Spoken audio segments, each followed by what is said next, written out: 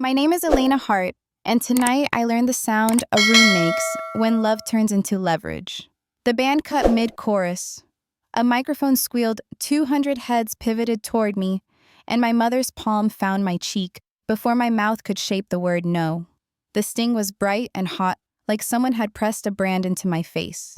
My earring popped free, a tiny star skittering across the marble like a bell. I bent to pick it up and felt the world pause the way the ocean holds its breath between waves.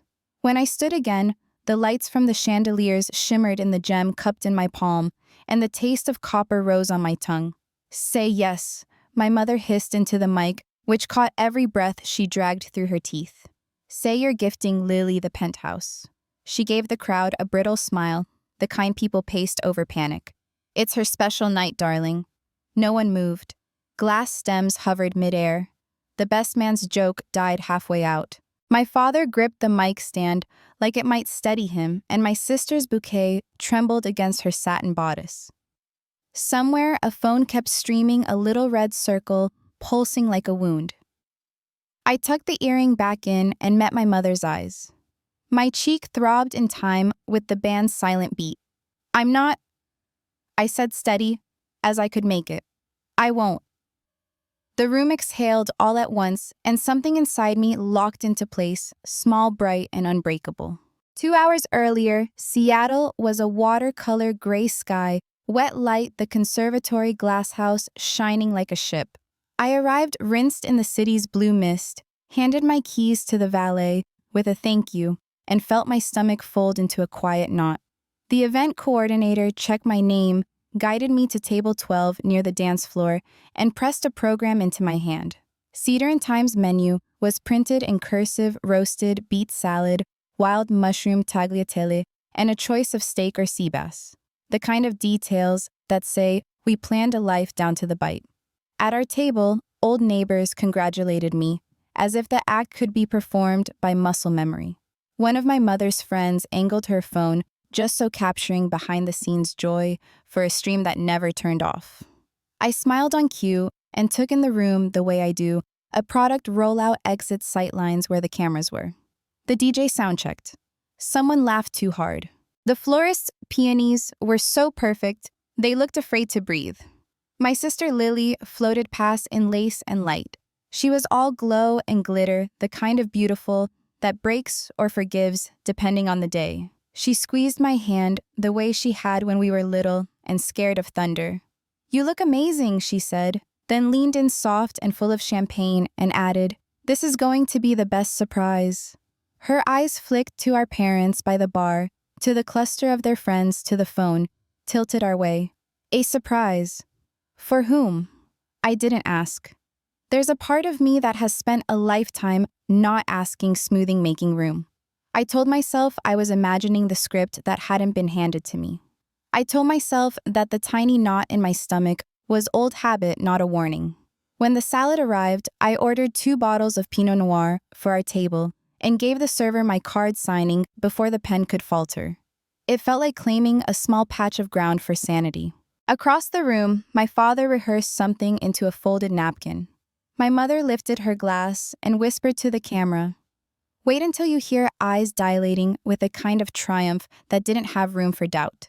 I texted Noah mentor friend, the person I call when I'm too close to the story to read it.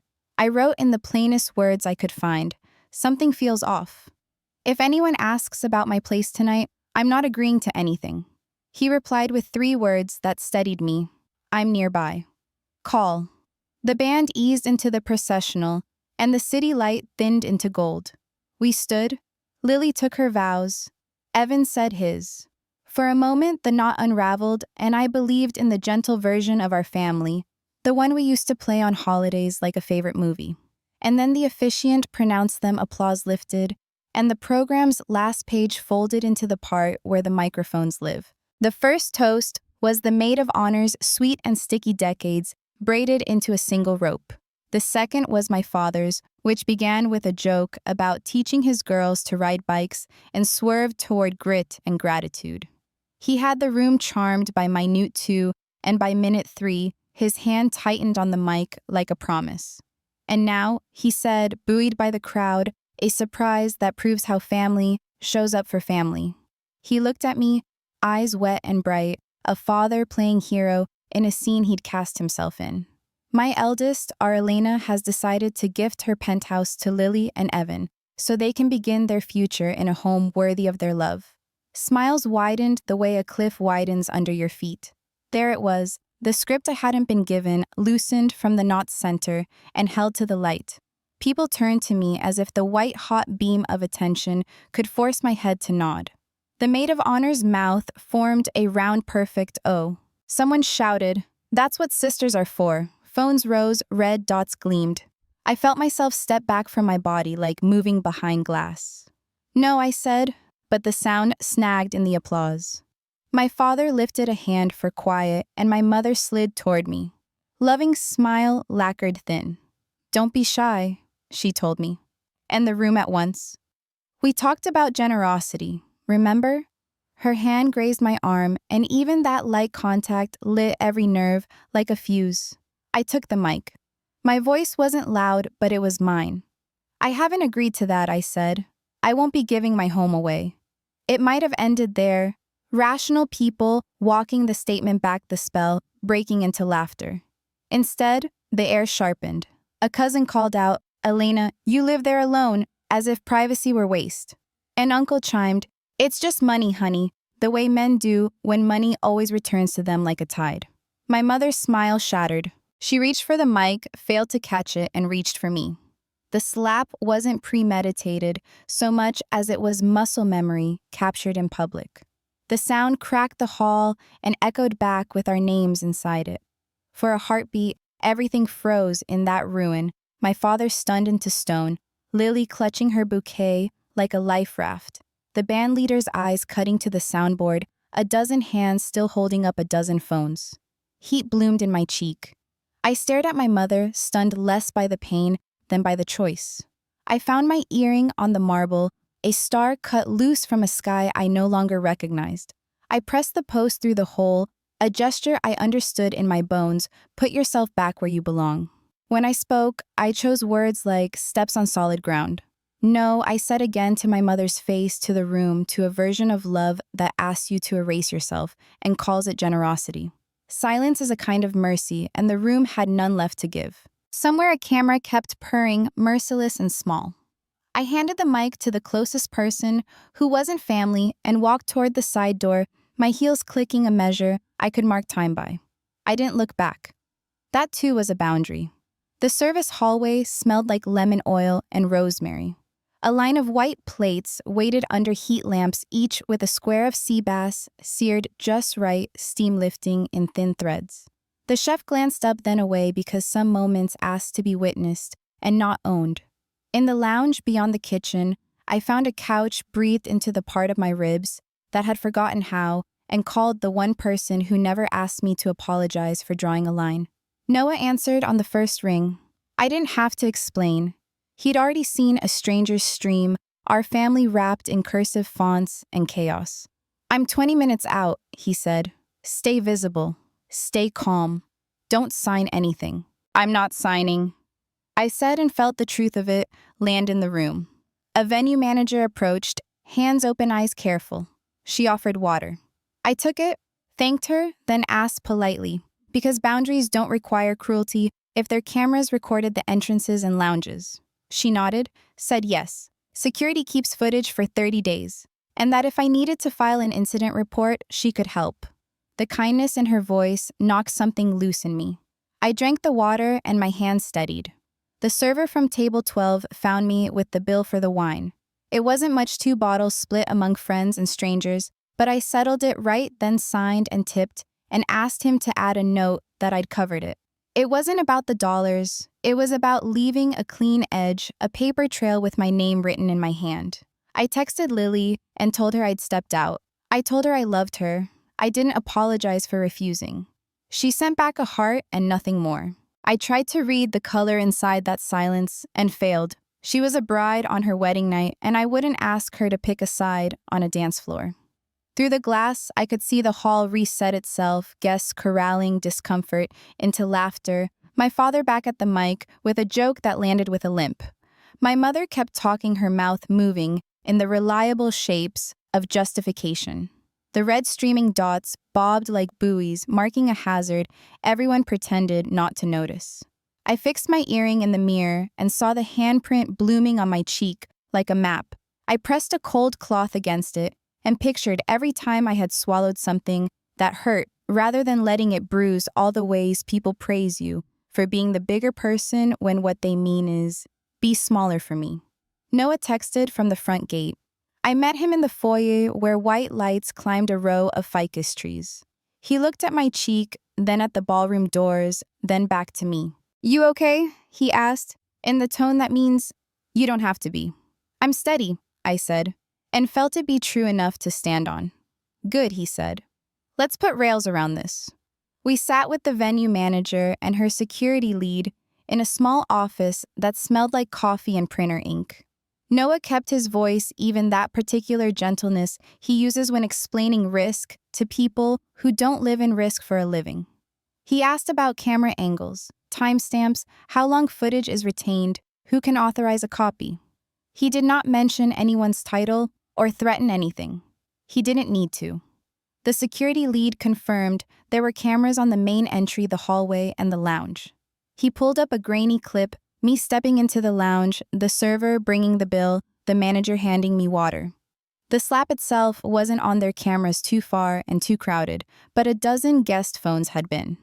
Noah didn't ask to see the slap again. He asked for what mattered next. "We'll file an incident report," Noah said, "and we'll want a copy of the footage that shows Ms. Hart entering the lounge immediately after the incident in case there's any question later about her condition or her choices." He turned to me. "You're okay with that?" "Yes," I said. The word felt like a key. He stepped into the hallway to call his lawyer friend, one of those people who speaks fluent ethics and liability. I listened to the manager speak softly into her radio about discretion, about giving the family space. The kindness was procedural and real at once, and I let it lean against me. When Noah came back, he explained it simply for me, but also for the air. "You've got compensation from Nimbus Lane tied to vesting and ethical conduct. If someone attempts to coerce you into transferring assets that are a direct outcome of that agreement, the company has a responsibility to pause and review. It's not about punishing your family, Elena. It's about making sure you're not being pushed into a decision under duress, especially in public." He held my gaze to be sure I was with him. "We're not waving a threat. We're starting a process." Process is one of my favorite words.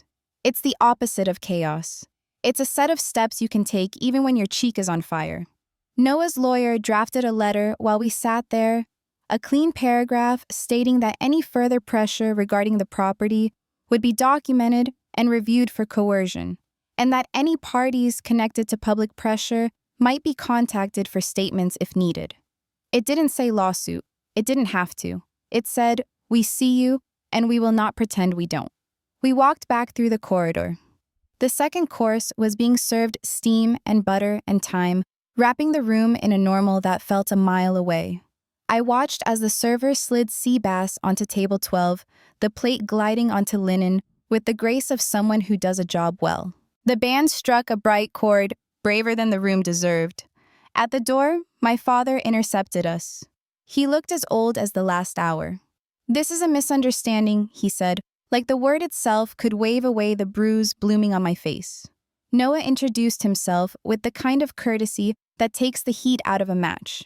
"Mr. Hart, we're not here to argue." Elena's made her position clear. "We're documenting the incident and initiating a review. If you'd like to talk privately tomorrow, we're available." My father nodded, grateful for a script that didn't require an audience. He glanced at my cheek and then at my mother, who had turned her back to us with the deliberate drama of a stage cue. For the first time all evening, I felt something gentle for him, a man who had written a grand gesture on a daughter's back without noticing he'd carved it too deep. "Go home." He said the words falling out of him like change. "Let me fix this." I didn't promise him anything. Promises had been the problem. As we reached the door, the DJ's voice cracked from the speakers, a cheer too high to be honest. I stepped into the Seattle night cold air, closing over my skin like an answer. 48 hours is enough time for a story to grow teeth. Clips were stitched, captioned, remixed. The slap traveled faster than vows ever do. My inbox filled with opinions that mistook proximity for permission. I ignored what I could and wrote down what mattered.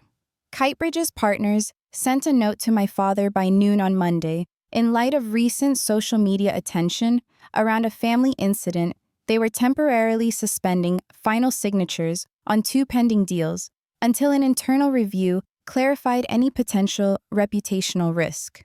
It was not ruin. It was the grown-up version of a timeout. It still landed like thunder. My mother posted a long, breezy paragraph about misunderstanding and sensitive daughters and how generosity should be celebrated, not shamed. She never used the word slap. Underneath familiar names offered comfort that sounded a lot like complicity. Hours later, a different angle of the ballroom hit the feed, and the word slap appeared for her whether she wrote it or not. Evan called me voice careful. He said he hadn't known about the penthouse announcement and that he and Lily had already talked about applying for a mortgage together in a neighborhood closer to their jobs, something modest and theirs. He sounded embarrassed by the tidal pull of spectacle. I told him I respected any choice they made that belonged to them. That afternoon, my father asked to meet. I chose a cafe with cameras and a corner table, not because I expected trouble, but because it's easier to trust people when you don't have to imagine the worst. I arrived early and watched steam bloom from cups. The barista drew leaves into milk like a small act of faith. My father walked in and took off his hat with the awkward dignity of a man who wishes he were someone else. He didn't start with excuses. He started with the weather and the roast and Lily's honeymoon itinerary, as if his mouth needed a runway. Then he folded his hands and said the word I'd been waiting for. I'm sorry. The words weren't a magic trick. They didn't rewind anything. But they sat right. He said he had wanted a grand gesture to show the world how well we loved, and in chasing that he had confused love with spectacle. He said he'd tell anyone who asked that the gift was imagined, not offered, and that he had no claim to the home I built. I told him what I needed: a public statement from him, a private conversation with my mother that didn't end in punishment for my boundary, and a donation equal to whatever number he would have happily announced on a stage to Safe Haven, Seattle, the shelter where a therapist once looked me in the eye and said, "You can want more." He nodded. He didn't argue. He asked if he could hug me. I said yes. My mother didn't come to the cafe. She texted 3 hours later, paragraphs braided into a rope, looping back to the word ungrateful so many times it lost its shape. I read every line, then put my phone face down and sat with the ache. Grief isn't only for what dies. It's for what never lived the way you hoped. Noah swung by that evening with takeout and a quiet movie we didn't finish. He didn't ask me to retell the parts that hurt. He let the silence do some work. When the donation receipt hit my inbox the next morning, I forwarded it to him without commentary, and his reply was a single thumbs-up emoji that somehow held an entire conversation. Kitebridge issued its internal note, 2 bland HR sentences about conduct and dignity in public spaces. Routine careful enough. Deals resumed after the review. No one lost a livelihood over my boundary. No one got to pretend the room hadn't watched either. That was the middle I could live with. Lily called from the airport on her way to Maui. The connection was bad, her voice buoyant and tired. She said she loved me. She said she hated the internet. She said she and Evan were going to look at a small apartment near Green Lake when they got back, a south-facing corner with a cranky elevator and a rent special. Her laugh broke and then mended itself midair. I want a home we earn, she said. I want it to be ours. The relief in her voice made me want to cry, in a way the slap hadn't. After we hung up, I stood at my window and watched the city blink awake, each square of light its own story. I touched the place on my cheek where the bruise had faded to a whisper. I thought about how many times I'd been praised for swallowing things that weren't mine, how often women are told that strength is softness, only when the softness is convenient. I pressed my fingers to the cool glass, and for the first time in a long time, I felt held by the life I built, not trapped by it. I made breakfast. I watered the fern I keep forgetting to water. I answered emails with sentences that did not apologize for taking up space. A week later, my father's statement went up on the family site, clear, short, the kind of apology that doesn't spend half its breath explaining itself. My mother didn't share it. She posted photos of sunsets and a caption about grace. I didn't correct her. Boundary is not a weapon. It's a design. I went back to work and wrote specs that translated chaos into steps. On Friday, my team celebrated a release that shipped clean, and someone brought a cake that was mostly frosting, and I laughed hard enough to feel it in my ribs. After I walked home under a sky that kept threatening rain and never delivered the city a quilt of reflections in the pavement. My elevator clanked, like always, the way old machines confess themselves. I unlocked my door, stepped into the quiet, and knew it in my bones. This was my yes to the room I pay for, to the life inside it, to the version of love that doesn't demand I disappear. Late that night, I texted Lily a photo of the earring, the tiny star resting on my palm. She sent back her bouquet, dried and scrappy, and somehow more honest than it had been when it was fresh. We didn't add words. We didn't need to. Boundaries aren't betrayal. They're how we survive long enough to choose the people who see us. And if there's a sound a room makes when love turns back into love, quiet, steady, without witnesses, it's softer than a slap and louder than an apology. It's the sound of your own voice saying no and meaning it, then saying yes to yourself and building a life that can hold the echo. Thank you for watching. If you enjoy these family drama and revenge stories, please subscribe and join me for more every day.